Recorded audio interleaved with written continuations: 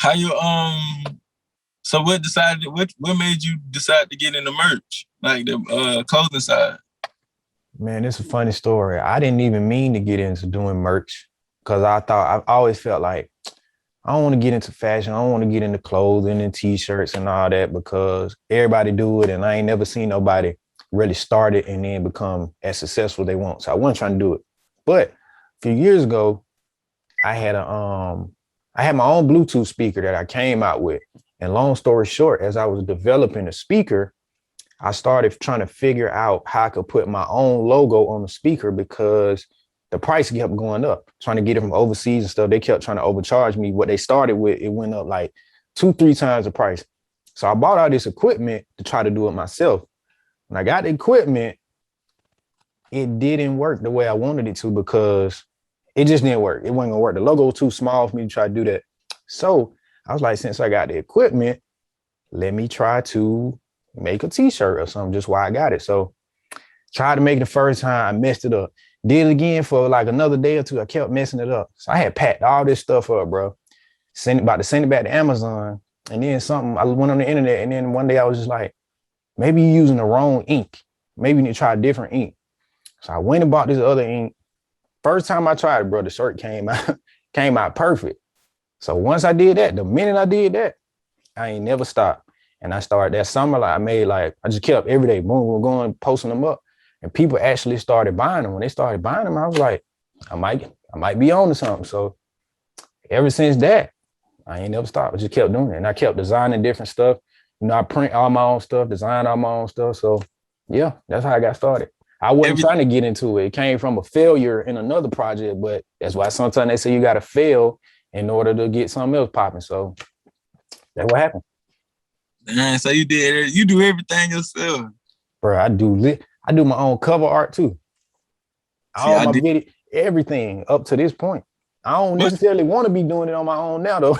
But when your birthday, bro? I gotta ask you, when your birthday? January 12th. It just passed. I decided to come out with these sweatsuits right here and these t-shirts and the hats and things like that. Oh, that's yours. Okay. I don't know about your brand. What is it? 247, hold it down. What's that? What's that about? Talk to me. Okay, so 247 is like a triple meaning to me. Like I always see it on the clock. And so happened my small town that I'm from, North South Carolina, the area code from that, like anybody in the town, their numbers start with 247. And then another thing, my address in the town of North was 247 Arlington Drive. So I grew up always seeing 247, 247, 247, 247. So I came up with a meaning for it, like do whatever you love 24/7 and something positive gonna come out. Say you in the studio all the time, you bound to make a hit. You making clothing, something bound to take off. Like anything you do that 24/7 while holding it down, and something successful gonna come out.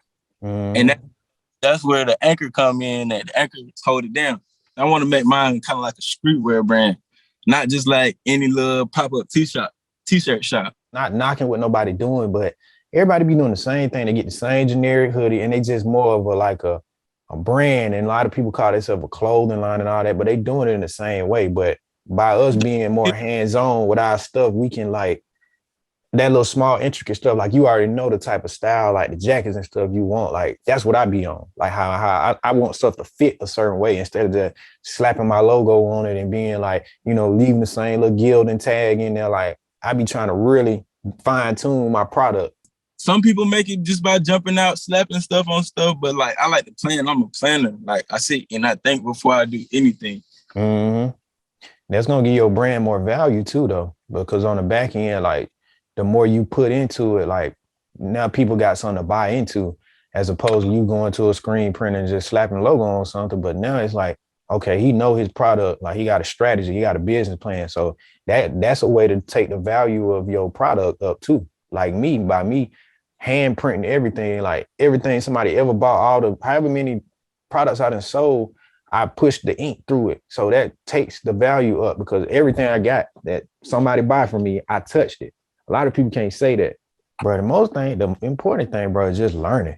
Like the more of this stuff we learn now, when it come time when when the big checks and all that stuff come in, we ain't gonna be micromanaging or have our hands in too much. But now we're gonna know about all the facets of our career. Like you gonna know about, you already getting experience with merch now. So when somebody try to give you a quote on something and you need 2,500 of them, like now you're gonna know what to ask them about, certain questions. Or with your music, you're gonna know, you're gonna have more knowledge now. So that's why it's good we learning all this stuff before we really get to the point where it's, we need to start hiring people and all that. Because now we know what to look for. Because we know what we want from our brand. So